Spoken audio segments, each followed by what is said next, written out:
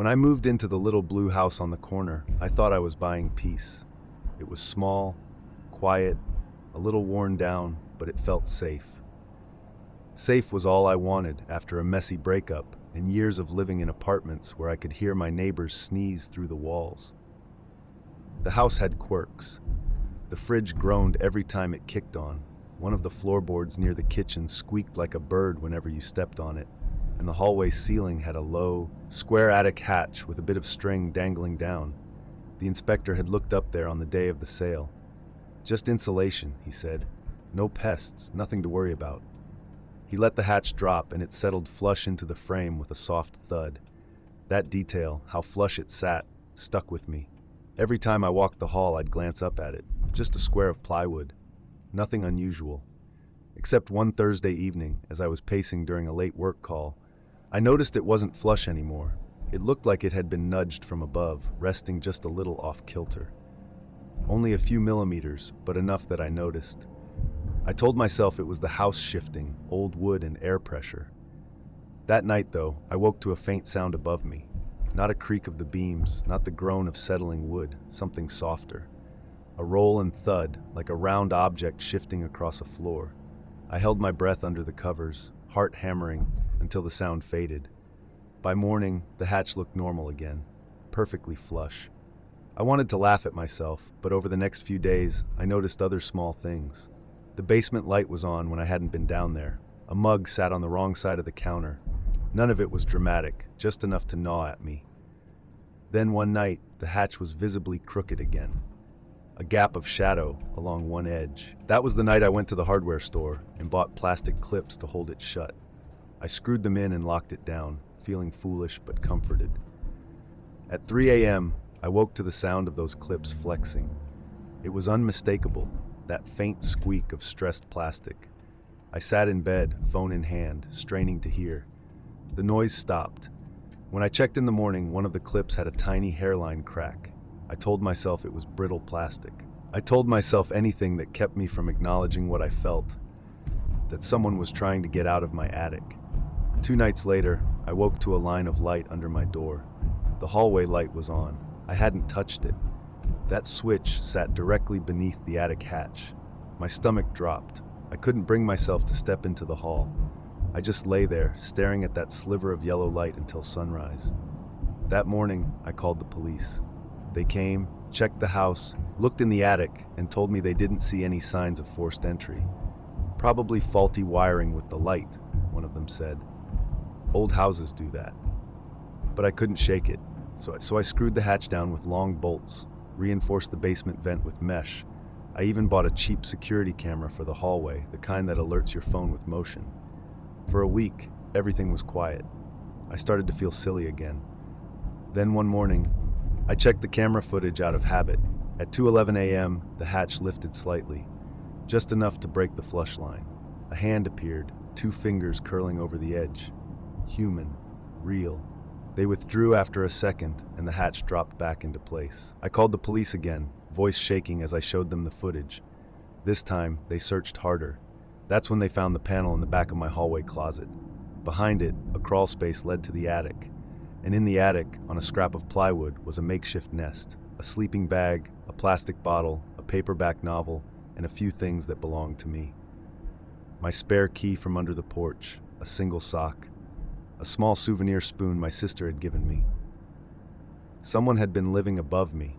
The officers told me it was probably a transient. Someone who found a way in through the basement vent, made their way up, and used my attic as a hiding spot. They told me I'd been lucky. But lucky doesn't explain what happened afterward. A few days later, I was taking a shower. When I pulled the curtain back, my towel wasn't on the hook. It was folded neatly on the closed toilet lid. I stood dripping, staring at it, knowing I hadn't touched it. That night, the hallway motion camera sent another alert. I opened the video with shaking hands. Nothing moved for the first few seconds, just the still hallway. Then, at the very bottom of the frame, the light switch flipped down. The hall went dark. No one was there. I tried to rationalize. The electrician later told me old wiring can cause phantom voltage, switches that seem to flip themselves. But I can't unsee the video, the way that switch moved like someone's finger had pressed it. And last week, I noticed something new. Inside my closet, on the wood of the door, were little tally marks carved in groups of 5. Dozens of them. Old, maybe. But the last set looked sharp and fresh. I don't know who carved them or what they were counting. The hatch sits flush again, perfectly flush. But sometimes when the house is still, I hear it, the faint squeak of plastic flexing, like someone rehearsing, waiting for the moment I stop checking. It was one of those slow evenings where nothing exciting seemed destined to happen. I had come home from work, microwaved leftover pasta, and was lazily scrolling through my phone while the TV droned in the background. My apartment building wasn't new, but it had its charm. Creaky floors, narrow hallways, and that faint musty smell of old wood and dust that lingered in the air. I lived on the 3rd floor, facing the street, which usually gave me some comfort. After all, no one could just walk up to my windows. That night, though, there was this heaviness in the air. Maybe it was just the weather. Rain had been falling in lazy sheets since the afternoon, tapping against the glass in a steady rhythm. The streetlights outside glowed dim, blurred halos through the wetness. It was the kind of night made for sleep, not fear. Around 9, I shut off the TV and decided to read in bed. I liked the idea of winding down with something quiet. The hum of the fridge was the only sound accompanying the soft patter of rain. At some point I must have dozed off, because the next thing I remember was waking up in complete silence. Not rain, not traffic, nothing. Just a stillness that pressed against my ears. I glanced at my phone, 12:37 a.m. For some reason, my stomach tightened. I wasn't sure why until I heard it, a sound so faint at first I thought it was my imagination, a gentle metallic clink, like someone trying to work a key into a lock. I froze in bed, straining to listen. A second later it came again, clearer this time, the soft jiggle of my front doorknob.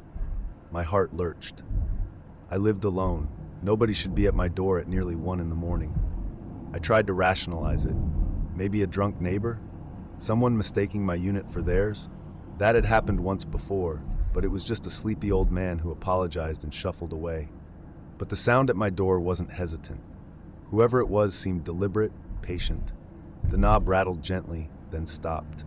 Then came the slow, unmistakable scrape of metal against metal, like someone working a pick into the lock. I sat there, rigid, my mind racing through options. Call the police? Shout to scare them off? But another thought paralyzed me. If they heard me, they'd know someone was inside. Maybe they didn't know yet. Maybe if I stayed quiet, they'd give up. The noise went on for what felt like forever, but couldn't have been more than a minute. A minute of pure, suffocating dread. Then silence. I exhaled shakily, almost convincing myself it was over. But that's when I heard the soft thud of a body pressing against the door. Whoever it was had leaned into it, testing its strength. My apartment door wasn't new either. I'd complained to the landlord about how the frame didn't quite align, how it never seemed fully solid. Now I realized just how fragile that barrier was. Another push, harder this time, rattled the hinges. Panic surged through me. I grabbed my phone with trembling hands and dialed 911, whispering as quietly as I could into the receiver. The dispatcher's calm voice grounded me just enough to explain. Someone was trying to break into my apartment. She told me to stay on the line, stay hidden, and that officers were already on the way. But the intruder wasn't waiting. The door groaned under a series of harder, more violent shoves. Each impact sent vibrations through the floor, the walls, through my chest. My breaths came shallow, ragged. I could see the faint outline of the door in the darkness from my bedroom, see how it trembled in its frame with each blow. And then it stopped. Another silence, thicker than before. I almost dared to believe they'd given up when I heard something far worse, the faint squeak of my window latch being tested. My blood went cold. I lived on the 3rd floor, but the fire escape outside gave easy access to my bedroom window. I hadn't even thought about it when I'd opened the window for air earlier that evening. I'd pulled it shut when the rain started, but I wasn't sure I had locked it. I moved quickly, phone still pressed to my ear, the dispatcher whispering instructions I barely heard. My feet padded across the cold floor as I approached the window, every nerve screaming at me to turn back. And then, just as I reached it, I saw the silhouette. A hand. pale fingers gripping the edge of the glass, pulling upward with slow, deliberate force. The window creaked, rising inch by inch. My knees almost buckled. Without thinking, I slammed it shut with all my strength, locking it down just as the intruder jerked back.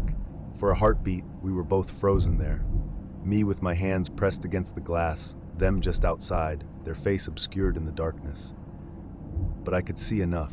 The faint glint of wide, staring eyes fixed on mine, a smile spreading, slow and unnatural. I stumbled back, gasping, my phone slipping from my hands. I heard the dispatcher's voice calling faintly from the floor, but I couldn't answer. The intruder's fingers drummed once, twice against the glass, like a taunt. Then, with agonizing slowness, the hand withdrew. The shadow slipped back into the night. Moments later, I heard sirens in the distance. When the police finally arrived, they swept the building, but of course the intruder was gone. They found muddy footprints on the fire escape, prints that trailed off into the alley, swallowed by the rain. They told me it was probably an attempted burglary, that I had done the right thing, that I should reinforce my locks.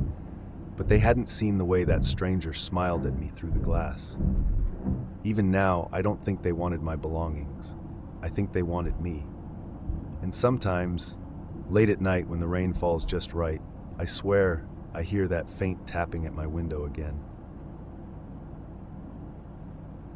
It was the summer after I moved into a little one-story house on the edge of town.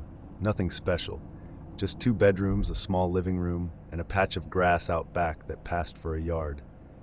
It wasn't the nicest place, but it was mine. After years of roommates and noisy apartment buildings, the quiet felt like freedom. Most nights, I sat on the old couch in the living room, blinds open just enough to let the warm glow of the streetlight in. I'd leave the windows cracked to let in the summer breeze, even though the neighborhood had its share of late-night drunks wandering home from the bars. It felt safe enough. The first couple of weeks were uneventful, until one Friday night. It was just past midnight, and I had been up too late watching videos on my laptop. The streets were empty when I peeked out the blinds, just the faint buzz of insects circling the streetlight. I was getting ready for bed when I heard it. A single knock, not at the door, at the window. I froze, every hair on my body standing up. It was a clean, deliberate rap against the glass, like knuckles tapping just hard enough to be heard. I told myself it was probably a branch in the wind, but the tree out front was too far away to reach. I crept toward the sound, heart hammering, and gently pulled the blinds apart. Nothing. Just the quiet yard and the faint glow of the light. I stood there for a long minute, trying to shake off the unease. Maybe some kids playing a prank. That had to be it. I finally went to bed, though my sleep was shallow, filled with strange half-dreams of tapping sounds in the dark. The next night, it happened again, this time at the bedroom window. I had just lain down when the knock came, sharp, distinct, impossible to mistake. My breath caught in my throat. I turned slowly, staring at the thin blinds covering the glass just feet from my bed. The knock came again and again, a steady rhythm, like whoever it was wanted me to know they weren't leaving. I couldn't bring myself to move. I just lay there, rigid, listening. After what felt like an eternity, the knocking stopped. But the silence that followed was worse, because then came another knock, this time from the living room. They were moving, going window to window, testing them. I scrambled for my phone, hands slick with sweat, and dialed the police.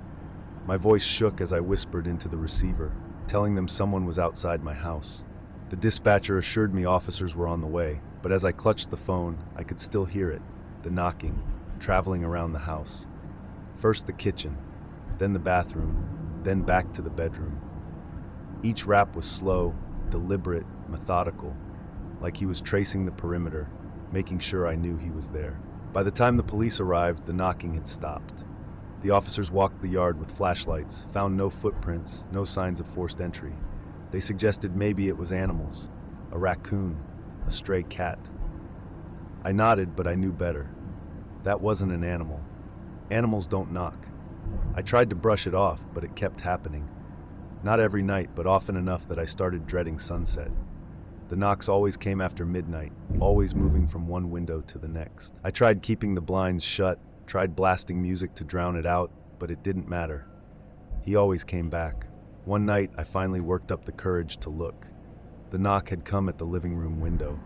Instead of shrinking away, I forced myself to grip the blinds and yank them open. My stomach lurched the second I did. There he was, a man standing inches away, his face so close to the glass I could see the condensation from his breath fogging it. His features were obscured by shadow, but his eyes were wide, unblinking, locked on mine. And the smile, it was stretched too wide, teeth bared like he'd been waiting for me to look. I screamed and stumbled back, knocking over a lamp. The man didn't flinch. He just tapped the glass again slowly with one finger. Tap, tap, tap. I ran to the bedroom, slammed the door, and called the police again, my voice breaking as I told them he was right there, staring in. By the time they showed up, of course, he was gone. Again, no footprints, no sign anyone had been there at all. They started to look at me like I was losing it. Maybe I was. But then came the worst night. I had dozed off on the couch when I woke to the sound of glass rattling. Not knocking this time, shaking. I bolted upright, just in time to see the living room window sliding upward. He was opening it. I lunged forward, slamming it shut before it could rise more than a few inches. Through the gap, I caught a glimpse of his face, those same wide eyes, that sick grin. He whispered something I'll never forget, voice low and raspy, almost. I shoved the lock down and stumbled back, my body shaking so hard I thought my knees would give out. That was enough. I packed a bag that night and stayed at a friend's place for the weekend. When I came back, I installed security cameras around every window. For weeks, there was nothing. No knocks, no whispers, no face in the glass. I started to believe maybe he'd given up. Then one morning I checked the footage. At 3:12 a.m., the camera at the back bedroom window had triggered. The grainy video showed him standing perfectly still, face tilted up toward the lens.